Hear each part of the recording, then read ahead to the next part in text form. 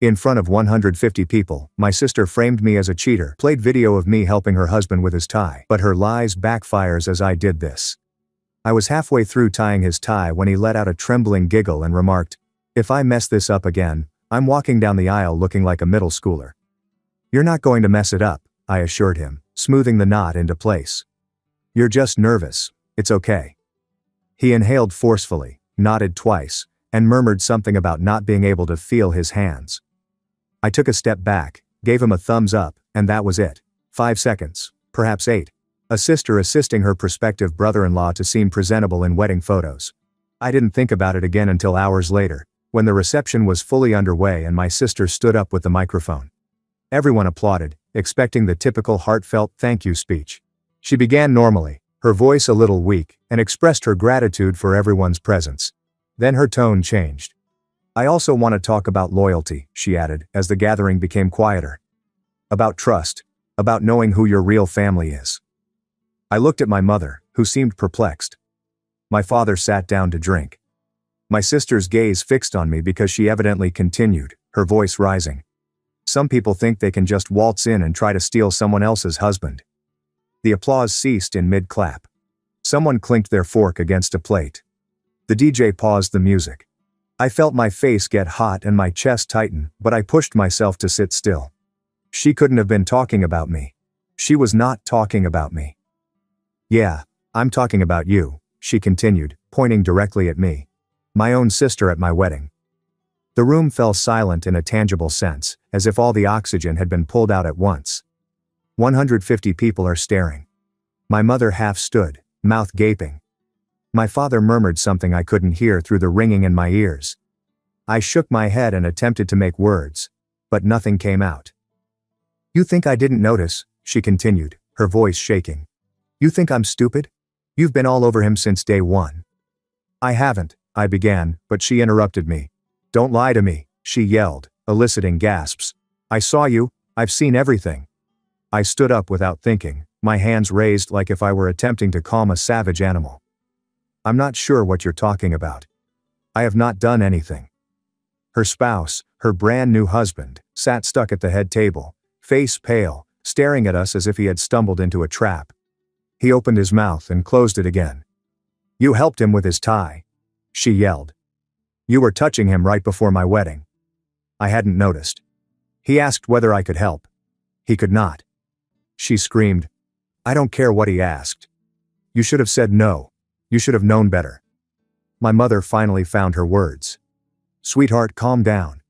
"This is—" "Don't tell me to calm down," my sister exclaimed, rounding on her. "Everyone's always taking her side, as if I'm the crazy one." My throat tightened. Every face in the room was fixed on me, waiting for me to defend myself, explain and resolve this.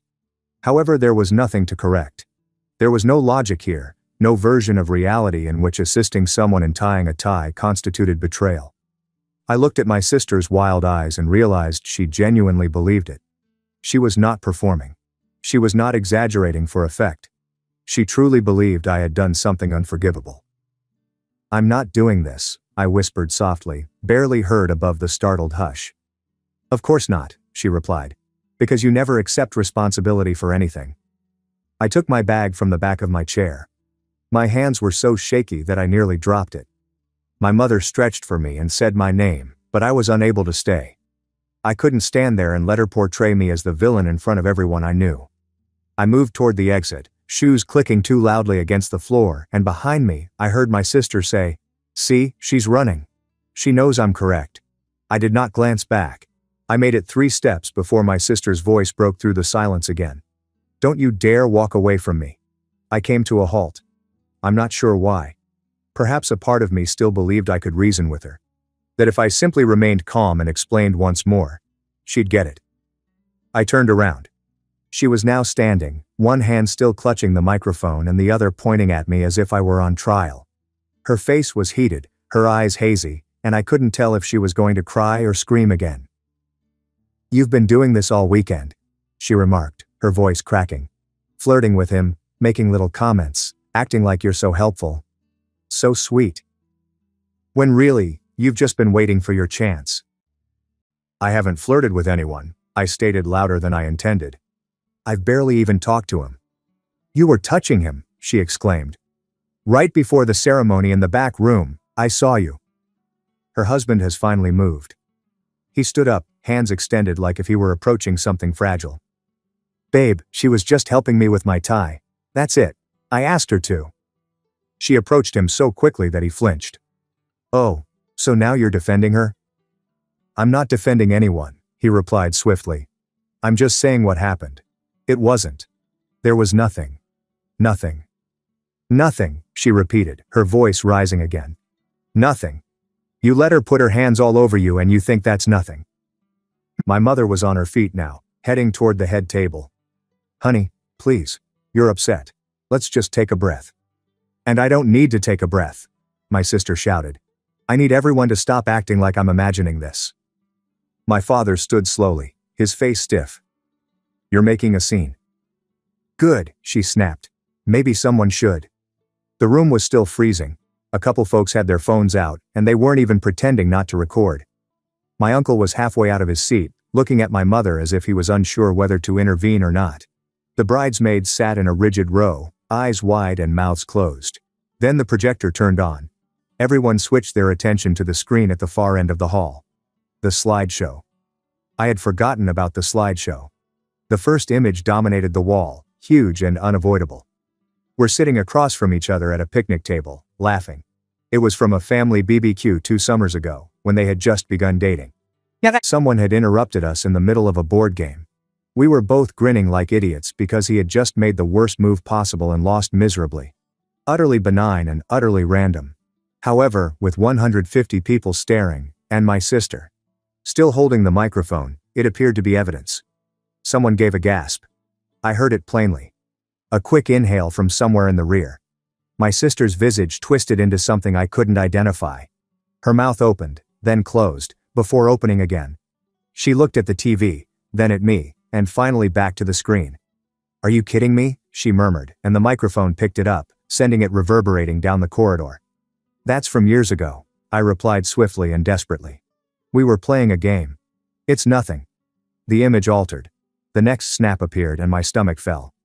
It was from the rehearsal dinner the night before, a candid shot someone must have taken while we were all sitting down for appetizers.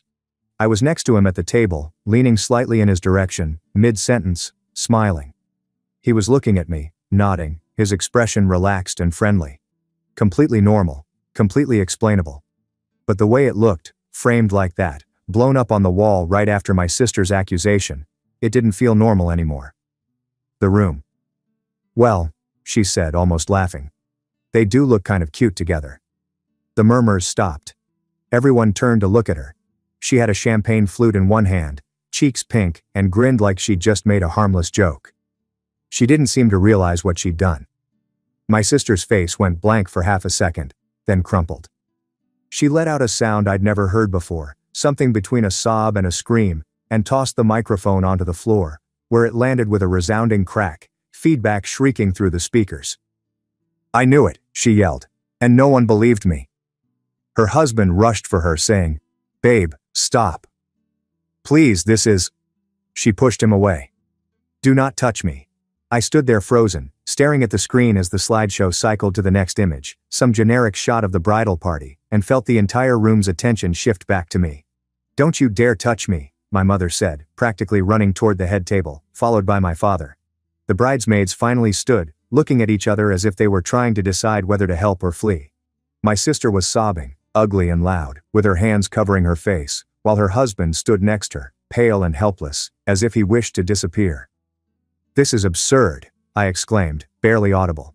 This is utterly insane. You ruined my wedding, my sister yelled through her hands. I looked at my mom, my dad, and the 150 people still staring at me. No one was moving to defend me. No one was telling her to stop, so I turned and walked out, this time without stopping. The hallway outside the reception hall was cold and bright, with fluorescent lights humming overhead, and I could still hear her voice through the double doors, muffled but unmistakable, rising and falling in sharp bursts. I leaned against the wall and closed my eyes. My phone buzzed, then again, then 3 more times in quick succession, and I pulled it out. Messages flooded in from cousins, friends, and people I hadn't spoken to in months, half asking if I was okay, the other half wondering what the hell had happened. I didn't respond to any of them. The door flung open, and my mother rushed through, her face tense with fear. She saw me right away and took 4 swift strides across the corridor. "Are you all right?" she asked, reaching for my arm. "I'm fine." "You shouldn't have left." I fixed my gaze on her. She hurled a microphone on the ground and accused me of sleeping with her husband in front of 150 people. What was I supposed to do? "I know," she murmured slowly. "But leaving just makes it look like..." "Like what?" I stopped her off. "Like, I am guilty." "Mom, there's nothing to be guilty of." She paused, staring back at the doors. "I understand, but she's not thinking well right now. She is upset, and others are..." My mother winced. "Your father is attempting to settle things down." He grabbed the microphone, encouraged everyone to take a break and have another drink. "But what?" She didn't respond right immediately, then softly, "Her friends are with her right now, and they're not helping." I knew what she meant. My sister's bridesmaids had always been passionately loyal, the type of bunch that saw every tiny insult as a betrayal.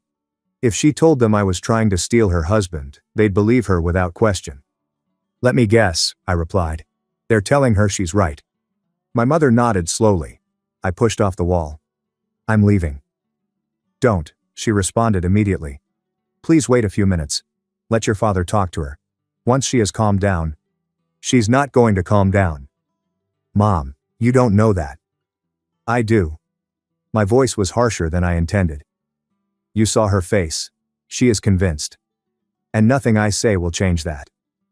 My mother opened her lips to complain, but the door swung open again, and my father strode through, looking weary, his tie undone, his jacket unbuttoned, and a small line of sweat running down his hairline. He noticed us and walked over, rubbing his palm across his face. "How is she doing?" my mom inquired. "Not good," he said, looking at her. "She wants you to apologize." I laughed and it came out bitter. "For what?" "She thinks..." He paused and amended himself. "She says you've been improper all weekend, that you've been attempting to get his attention, and that those photos demonstrate it."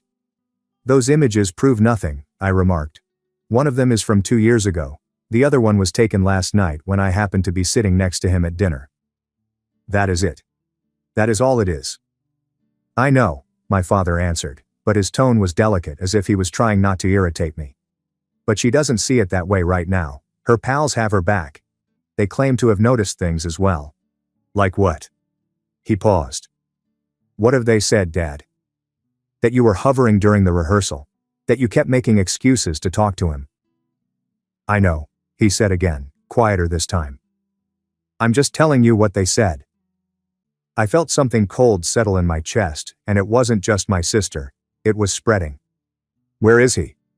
I asked. "Her husband." "What is he saying?" My father looked at my mother, then back at me. "He is attempting to calm her down. He explained that you were simply assisting him with his tie, contrary to what she had assumed. However, she does not believe him." "She thinks he's defending you," my mother whispered softly. She told him, "If he keeps taking your side, it means he's choosing you over her." I stared at her. "That's insane." "I know." "So what? Is he merely supposed to lie?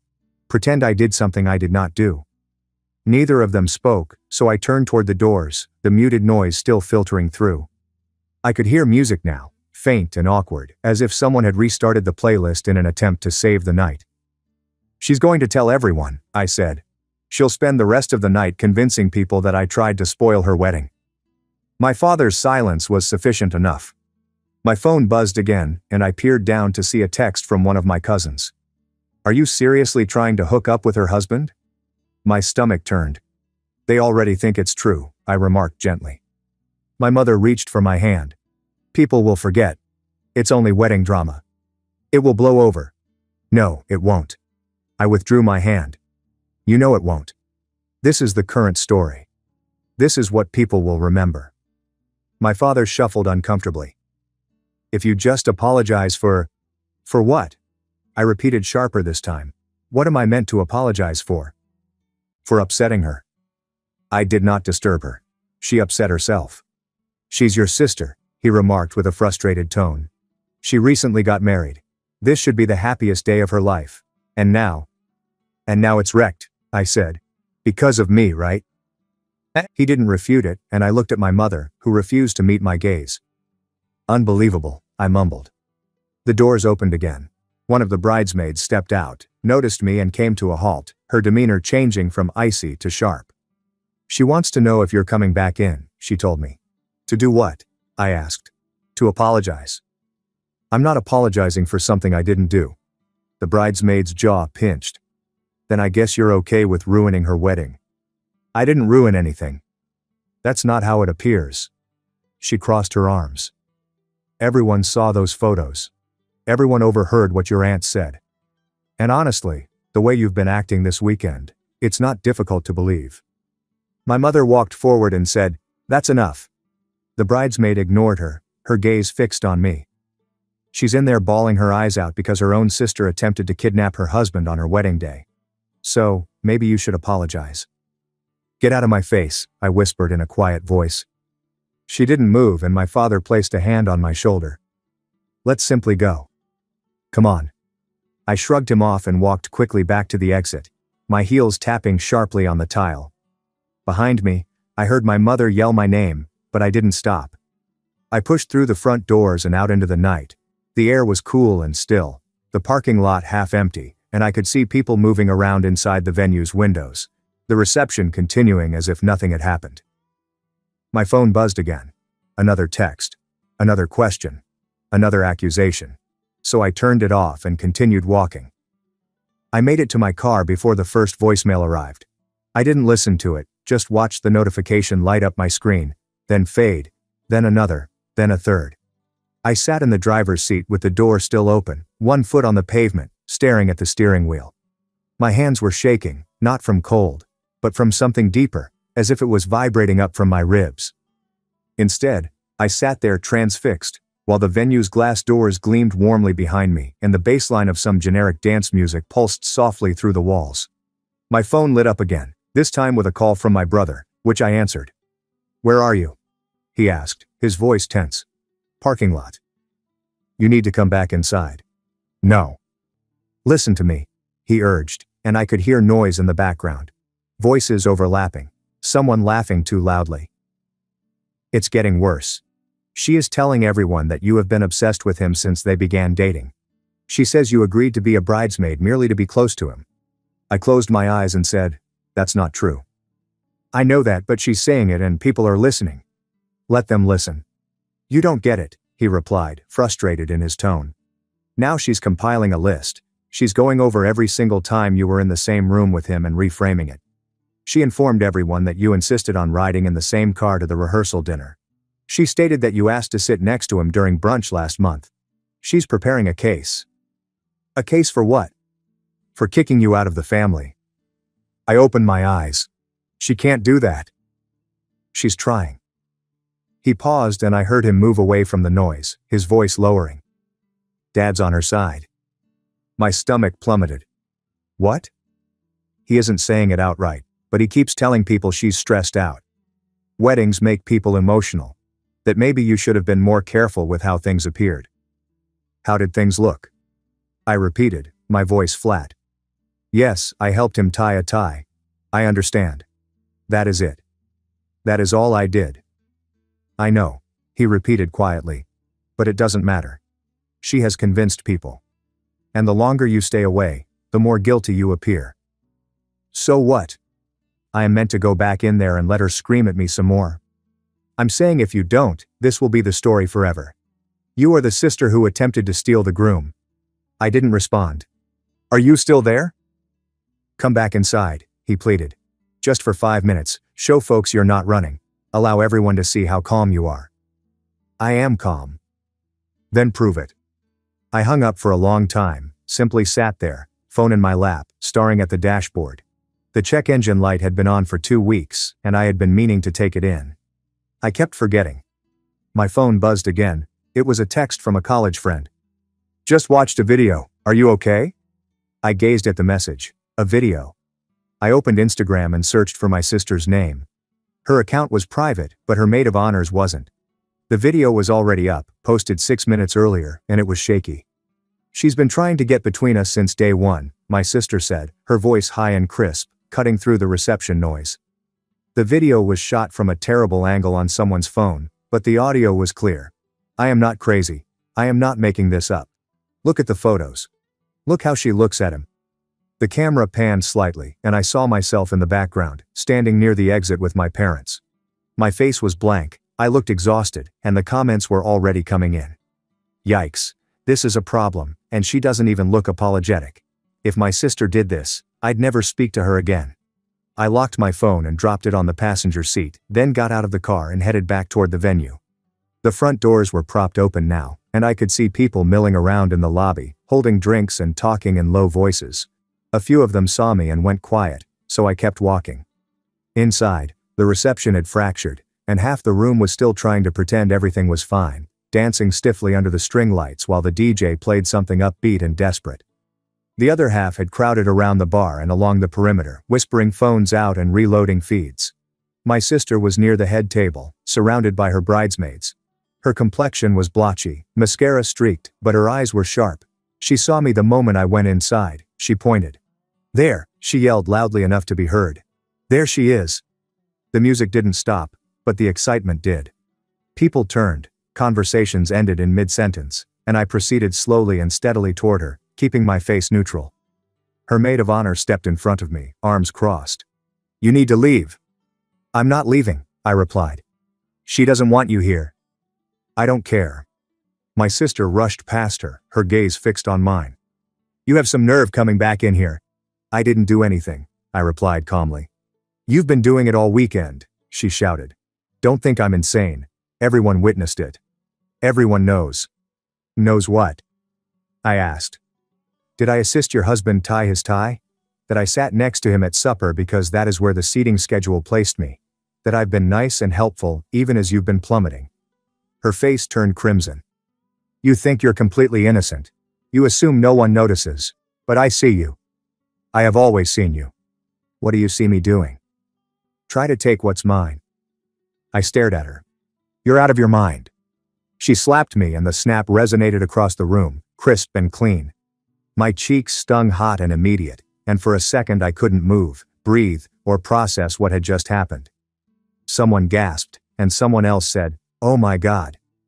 I touched my face, and my fingers came away clean. No blood, just heat. My sister was breathing hard, her hand still raised, her entire body shaking. "Get out," she cried, her voice breaking. "Get out of my wedding." I turned and proceeded toward the exit, my heels sharp against the floor, my face burning. I looked past her to the head table, where her husband stood frozen, his face pale. He opened his mouth as if to say something, but nothing came out. My sister began to weep loudly and theatrically behind me, and the bridesmaids raced to comfort her, but I didn't look back. I made it to the lobby before my mother caught up with me again, grasping my arm and dragging me to a halt.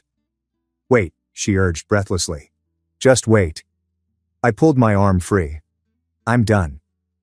"She didn't mean it," my mother replied immediately. "She's just..." She hit me. My mother's face collapsed. "I understand, but she isn't herself right now. She's..." "I don't care." My voice was icy and flat. "I'm leaving. Do not follow me."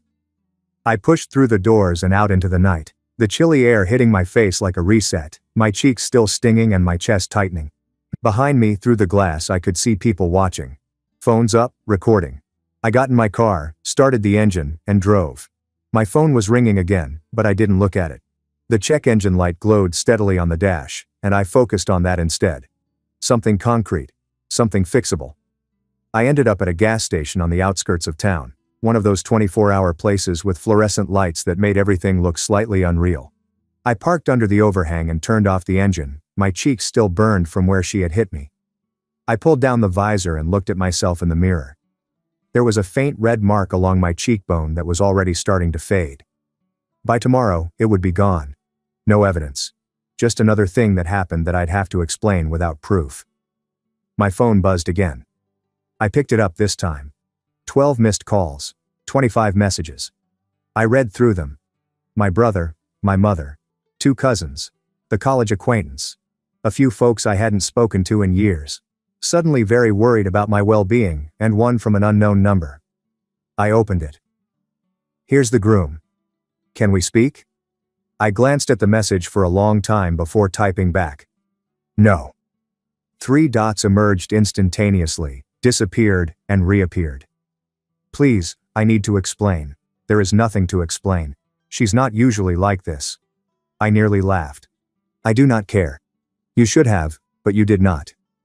The dots appeared and remained for about a minute, followed by a response. I know.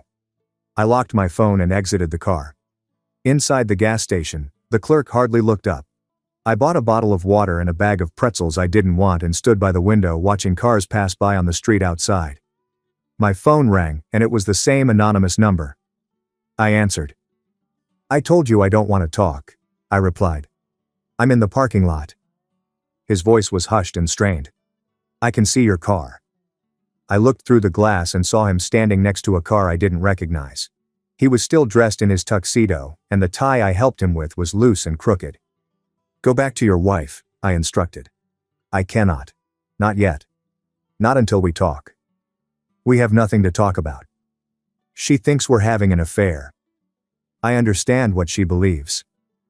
She's been thinking about it for months, he replied, his voice cracking slightly. Every time you were around, every time we were in the same room, she'd discover something. Some look, some word, some moment that confirmed it in her mind. That's not my problem. I know he was silent for a second, but it became your problem tonight, and I allowed it to happen. I let her develop this whole scenario, and I didn't push back hard enough because I believed if I just stayed cool and continued reassuring her, she'd realize she was wrong. She slapped me in front of 150 people, I recall saying. She accused me of trying to steal you like I'm some villain in a soap opera she's been writing in her head. Do you believe a chat will cure that? No, he replied. I don't. I didn't answer, but I need you to know that I never encouraged it, he went on to say. I never gave her any reason to believe there was anything between us, and she still doesn't believe me. Then that's between you and her. She's talking about calling off the marriage. I closed my eyes. You're already married. I understand, but she says that doesn't count. That the entire event was a lie because you were present. Because she cannot trust me with you. That's insane. I know. So what do you want from me? I asked, my voice flat. Do you want me to apologize? Disappear? Pretend I do not exist so she can feel better? I don't know, he answered, sounding fatigued. I just wanted you to know I'm sorry for everything. For not stopping it sooner, for allowing it to progress this far. I opened my eyes and looked at him through the glass. He was standing with his hands in his pockets, shoulders stooped, and staring at the ground. You should go back, I said. I will, and you should figure out if you actually want to be married to someone who thinks you're cheating every time you talk to another woman. He didn't answer, so I hung up and walked back to my car. He was still standing there as I drove away, and I didn't look back. I drove home on autopilot, parked in my driveway, and sat in the dark for a while.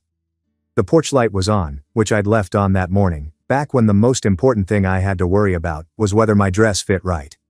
Inside, my apartment was exactly as I'd left it, with shoes by the door and a coffee mug in the sink. The mundane, untouched stillness felt almost insulting after the night I'd just had. I dropped my bag on the couch and stood in the middle of the living room, still in my bridesmaid dress and wearing the awful shoes that had been killing me since the ceremony. My phone buzzed, which I ignored. It buzzed again, and I picked it up. It was a text from my brother. She's posting about it. My sister had posted a long caption under a photo of her and the groom from earlier in the night, before everything fell apart. They were smiling, arms around each other, and looked like the perfect couple. The caption began, "Today was supposed to be the happiest day of my life." I kept reading. She talked of betrayal, trust, and how difficult it was to watch someone you loved be deceived by someone you thought you could trust. She didn't mention me directly, but she didn't have to. The comments were already filled with people connecting the dots. I'm very sorry this occurred to you. You deserve better. Family can be the worst sometimes. Be strong, Queen. I read deeper. Someone had posted a picture from the video of her ranting at me, and another had shared a zoomed-in photo of my face shortly after she smacked me, captioned, "The look of guilt." I locked my phone and threw it on the couch, then went into the bathroom, took off my dress and stayed under the shower until the water ran cold. When I got out, I had 35 notifications on my phone, so I turned it off and went to bed, but I did not sleep. I lay there in the dark, staring at the ceiling, replaying the night over and over, the toast, the slideshow, the slap, the way everyone had looked at me as if I was the problem. Around 3 a.m., I heard my phone buzz from the other room, even though it was supposed to be turned off, and I ignored it. At 4 a.m., I gave up on sleep and prepared coffee. At 5 a.m., I turned on my phone and noticed a text message from my mother. Your father and I think it's best if you don't come to Sunday dinner for a while, just until things calm down. I read it twice, then deleted it and blocked her phone number. At dawn, I deleted all of the wedding photos from my cloud storage, including the getting ready shots, the ceremony, the reception, and every single image where I smiled next to people who now thought I was a liar. My finger hovered over the trash folder. I pressed permanent delete. By 7 a.m., I had 23 new messages in my inbox, including one from a cousin I barely knew. I just wanted to say I believe you. What she did was terrible. I closed it without answering. Another one came from a different cousin. You should sincerely apologize. She's your sister. Family is forever. I marked it as read and continued on. The video surfaced around 8 p.m. I didn't notice it at first, but my brother gave me a copy with the caption, "It's everywhere." Someone had posted the entire meltdown on TikTok. The toast, the slideshow, the slap, everything. 26 seconds of my sister screaming at me while 150 people watched in stunned silence, ending with me walking out the side door. The caption read, "Sister attacks bridesmaid at her own wedding after accusing her of attempting to steal the groom. Wait for the slap." It started with 30,000 views and grew to 350,000 by lunchtime. The comments were a war zone. The bridesmaid did not do anything. The bride is erratic. Consider spoiling your own wedding because you are jealous of your sister. That slap, however, would have caused me to swing back. Here's what untreated mental illness looks like. Both of them are likely drama queens. Weddings bring out people's worst qualities. I viewed it once, then stopped the app and placed my phone face down on the table. It didn't stop buzzing. My sister called at 1 p.m., but I didn't respond. She called again 10 minutes later, then again, and again, until I answered the 5th time. She said, "Take it down," with no hello or preface. I didn't post it. I know you didn't, but you should make them take it down. It is ruining my life. I nearly laughed. Your life? Perhaps you should not have screamed at me in front of 150 people. Silence. I was upset. She finally murmured, "Quieter now. You don't comprehend what it's been like to watch you two together and see the way he looks at you. He doesn't look at me in any manner, which you don't notice because you're not paying attention, but I do. I've always seen it. There's nothing to see. You tied his tie," she added, her voice cracking. "You were in the room with him alone, touched him, and he let you. He requested me for aid because his hands were shaking. It took 25 seconds. It should have been me." I closed my eyes. "You were getting your makeup done. It should have been me," she said loudly. "Everything should have been about me. It was my wedding and my day. And you still managed to make it all about yourself." "I did not make anything about myself. You did." She was crying now, full sobs that distorted her voice across the phone. "Everyone thinks I am nuts. They claim I'm abusive, that I am a bridezilla, that he should leave me. Maybe they are right." The phone line went dead and I set it down and stared at the wall. My mother called an hour later. "You need to fix this," she replied. "I did not break it. You're making things worse. People assume you're vengeful when you don't reply or try to make things right. I'm not being anything. I am staying out of it. That's not how it looks." Her voice was tight and controlled, as if she was trying hard not to yell. "Your sister is falling apart. She's discussing annulling the marriage. She's claiming she can't trust him, or anyone, and you're just sitting there, letting it happen. I won't allow anything happen. She made her decision. She's your sister." She slapped me in front of everyone and accused me of lying. She was emotional. She was cruel. My mother paused for a bit before saying, "If you don't try to make peace, people will think you're the problem. People already think I'm the problem. Not everyone. Enough people." She groaned. Your father and I just want this to stop. We want our family back. Then tell her to apologize. She's not going to apologize. Then I guess it's not going away. I hung up before she could react. The family group chat was chaotic. I had muted it after the wedding, but curiosity got the best of me, and I opened it around dinner time.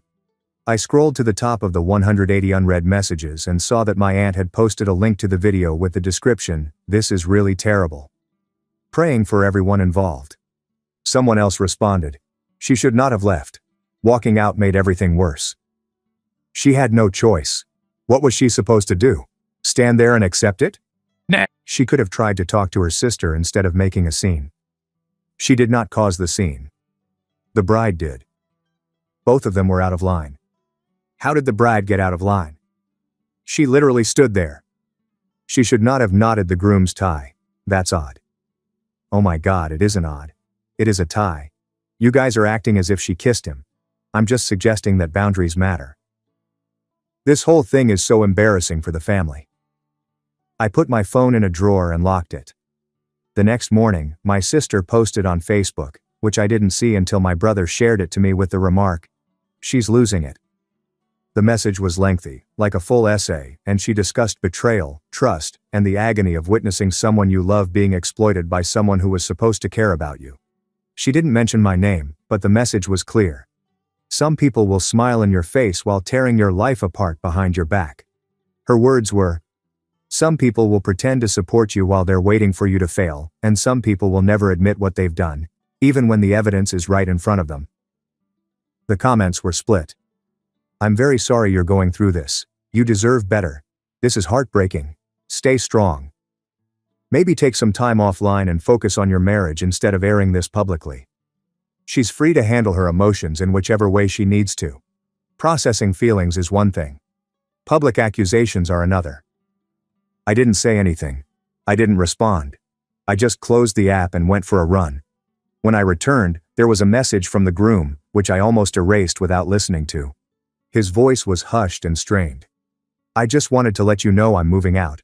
Not permanently. Maybe, I'm not sure. But I can't stay in the house right now. She is certain that I am in love with you, and nothing I say will change her view. I have tried everything. Nothing works. Not even therapy, discussion, or space. So I'm staying with a friend for a time till we figure out what to do next." He paused. The message ended, and I saved it. Not sure why. By the end of the week, the talk had spread across the extended family. I learned about it from my brother, who heard about it from our father, who heard about it from his sister.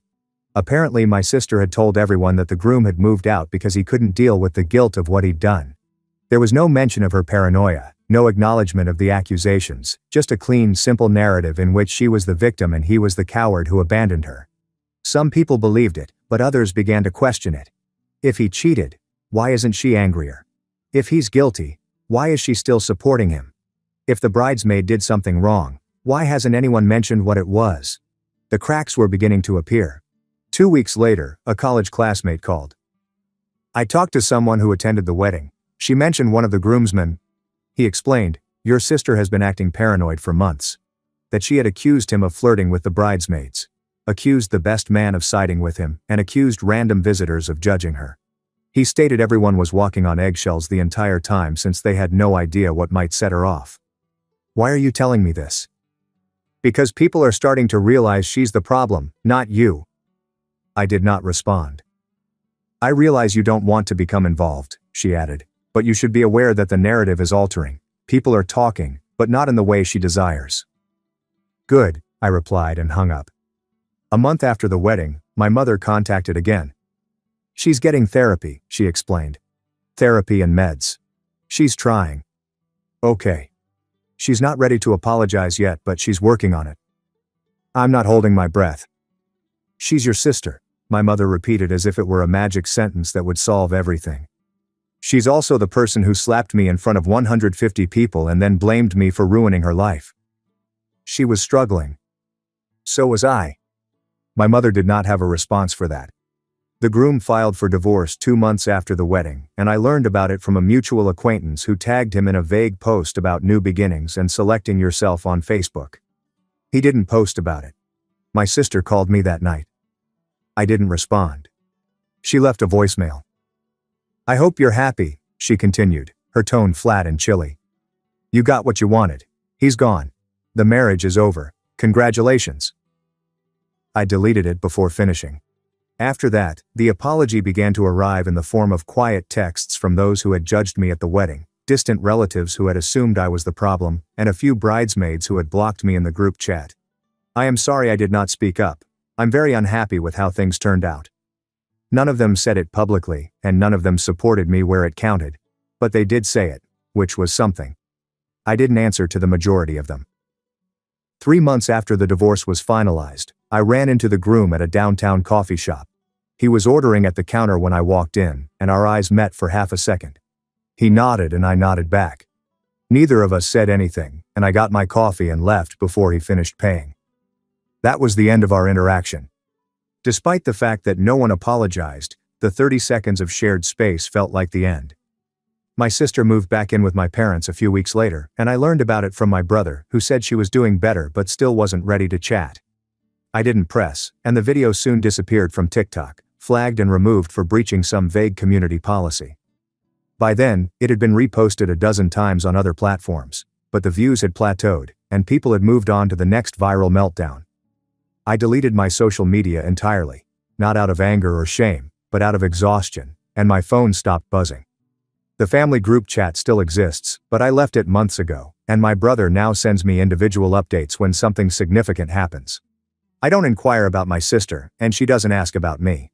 Some fractures do not heal. They simply stop bleeding. I retained one shot from the wedding, not from the slideshow or the ceremony, but a candid taken during setup before everything imploded. I'm giggling off camera while holding a box of centerpieces,